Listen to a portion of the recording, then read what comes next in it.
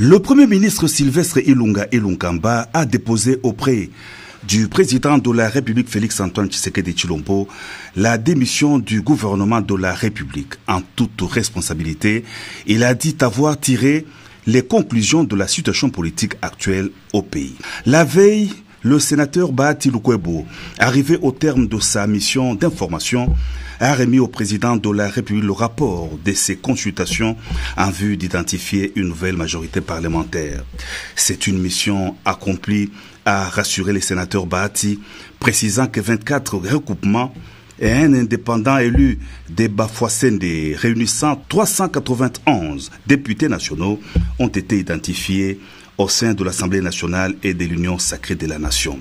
Avec cette large majorité acquise au sein de l'Union sacrée de la nation, un nouveau gouvernement verra le jour au terme d'une ordonnance présidentielle et se mettra au travail selon la vision du chef de l'État, mettant le peuple congolais au centre de l'action. La République démocratique du Congo assure dans les tout prochains jours la présidence en exercice de l'Union africaine. En prélude à cet événement, la RDC reçoit des hôtes de marque.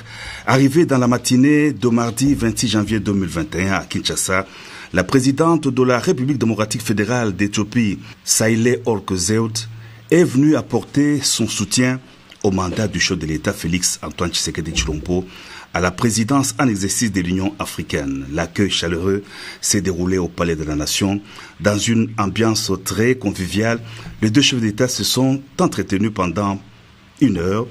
Le raffermissement des relations bilatérales d'amitié et de coopération entre Kinshasa et Addis Abeba était au menu de leurs échanges.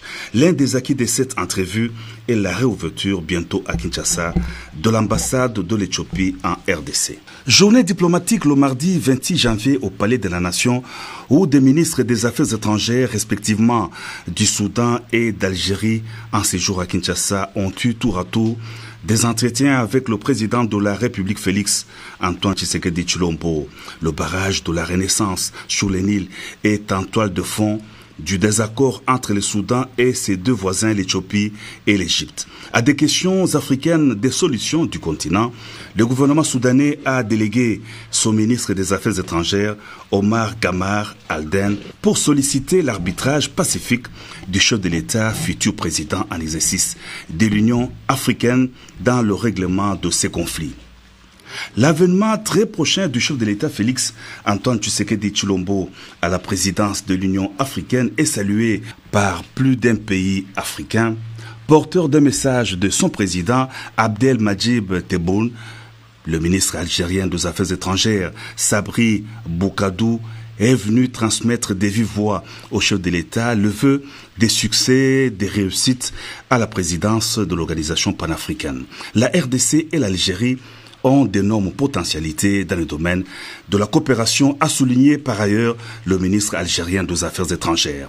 Soutien au partenariat privilégié pour la paix et la prospérité, c'est le leitmotiv de la visite en République démocratique du Congo de l'adjoint au commandant pour l'engagement civilo-militaire, au commandant américain pour l'Afrique, l'ambassadeur Andrew Young, en compagnie de la directrice chargée de renseignement, le contre-amiral Heidi Berg, et de l'ambassadeur des États-Unis d'Amérique, Mike Hammer. Ils ont eu des entretiens pendant 1 heure au Palais de la Nation avec le président de la République, Félix-Antoine Tshisekedi Tshilombo.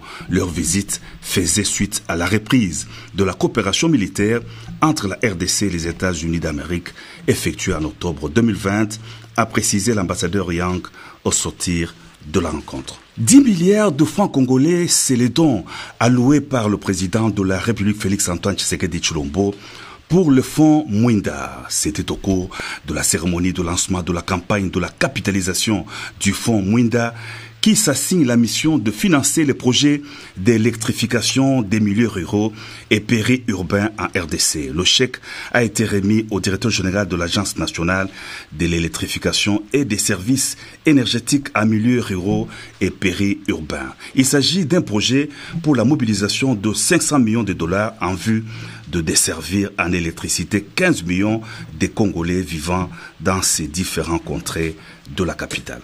En début de semaine, une délégation zambienne conduite par le vice-premier ministre, ministre des Travaux publics et Infrastructures, a eu des entretiens avec le président de la République Félix-Antoine Tshisekedi Tshilombo à la Cité de l'Union africaine. Au centre de leurs échanges, l'exécution du projet de la voie routière Kasomeno à Mwenda, reliant la Zambie à la RDC dans la partie sud du pays.